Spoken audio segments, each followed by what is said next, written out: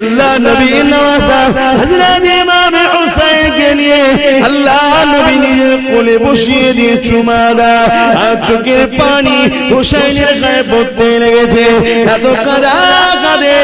আল্লাহ নবী চোখের পানিতে হুসাইন ছোট্ট হুসাইনের গা মোবারক ভিজে যেতে লেগেছে এমন সময় সাহাবারা জিজ্ঞাসা করলেন ইয়া রাসূলুল্লাহ হাবিবাল্লাহ আপনি বাচ্চাদেরকে বড় ভালোবাসেন আপনি বাচ্চাদেরকে বড় পিয়ার করে আমরা দেখেছি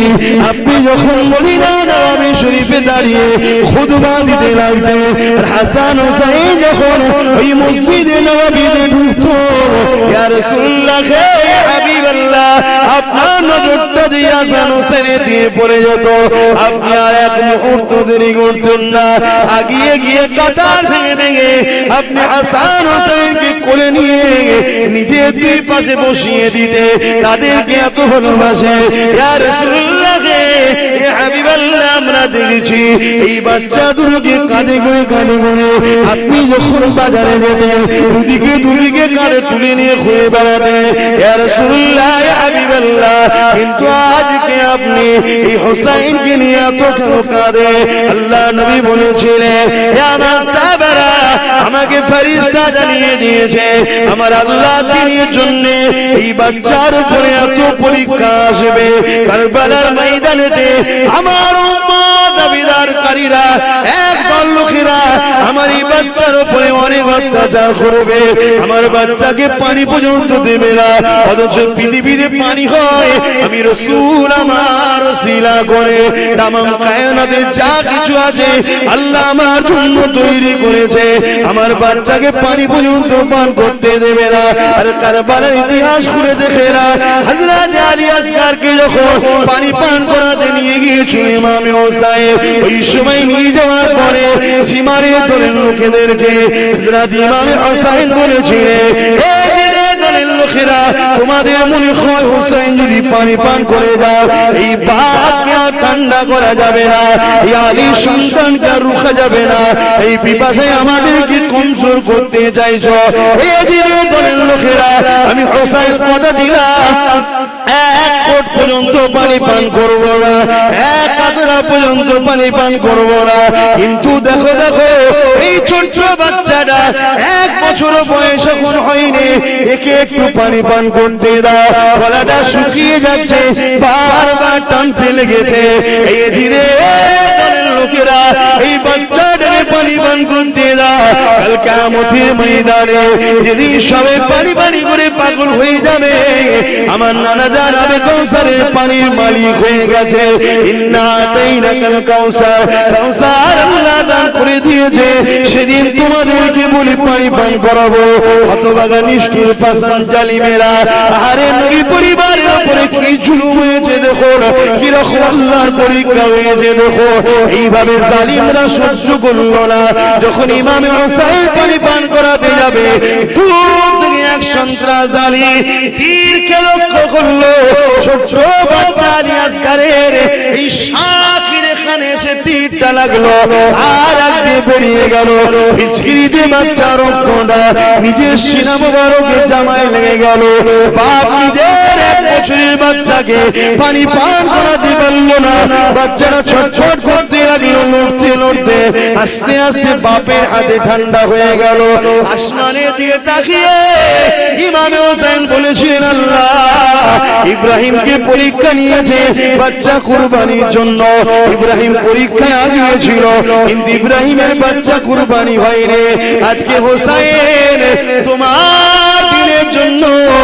নিজের ছোট বাচ্চাকে কুরবানি দিয়ে দিল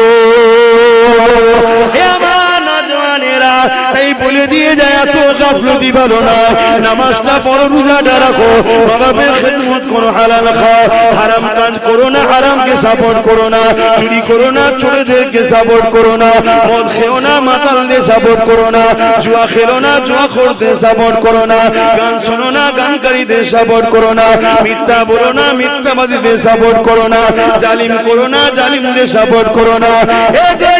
মানুষ শুনে রেখে দেয় ইমাম হুসাইন নিজের বাচ্চাকে নিয়ে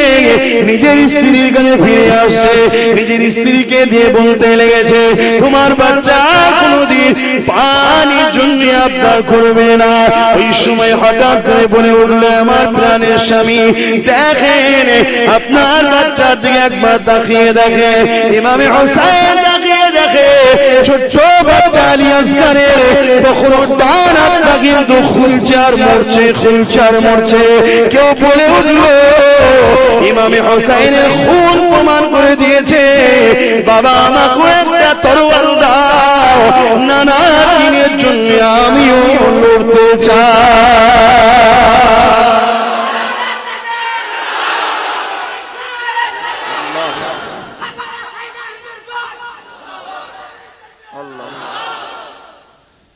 আমরা সহজে জান্নাত চলে যাব, এত সহজ নয়। আল্লাহ নবী বসে আছেন, দুটো বাচ্চাকে কোলে করে নিয়ে, একটার নাম ইব্রাহিম আর একটার নাম হলো ইমামে হোসেন। হঠাৎ করে জিবরাইল আলাইহিস সালাম বাজরাইল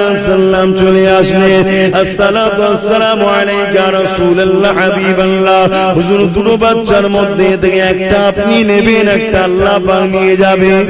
অর্থাৎ একটাকে আল্লাহ নিয়ে নেবে আর একটা আপনার কাছে রাখবেন, দুটো আপনার কাছে থাকবে না। হুজুর, ফয়সালা আপনার, যেটা আপনি নিতে চাইবেন রাখুন,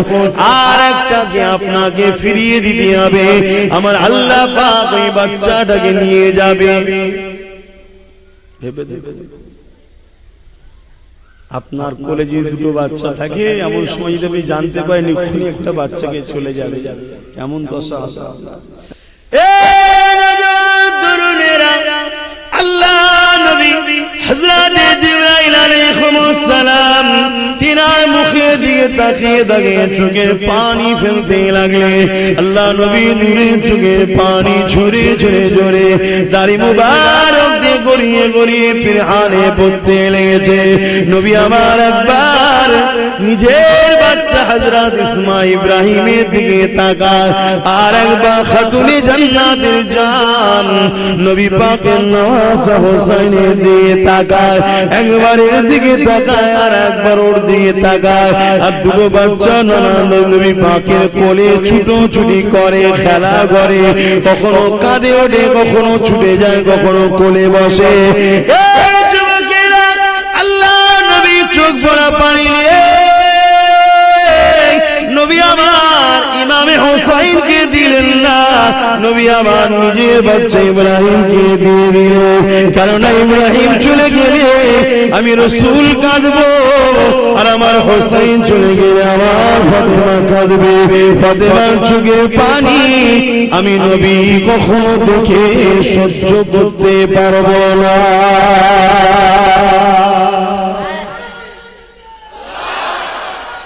আল্লাহ,